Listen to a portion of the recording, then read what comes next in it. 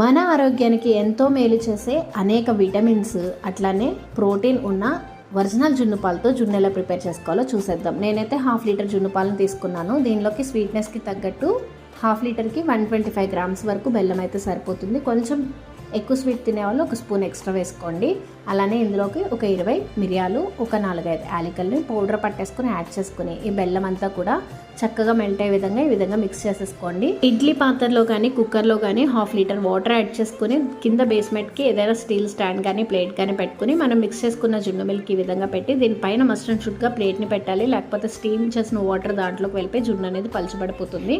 So ఈ విధంగా 15 minutes పాటు కుక్ చేస్తే గెడ్డ లాంటి జున్ను రెడీ అయిపోయింది. మీకు ఎవరైతే జున్ను పాలు ఇస్తారో వాళ్ళ దగ్గర మీరు నార్మల్ మిల్క్ ఎన్ని కలుపుకోవాలి అని అడిగి దాని ప్రకారం జున్ను పాలలో నార్మల్ మిల్క్ కలపండి. వాటర్ మాత్రం అస్సలు యాడ్ చేయకూడదు. చూసారు కదా, జున్ను ముక్కలా ఉన్నది అంటారు కదా, ఇదేనండి. Thanks for watching. మరొక మంచి వీడియోతో మళ్ళీ కలుద్దాం.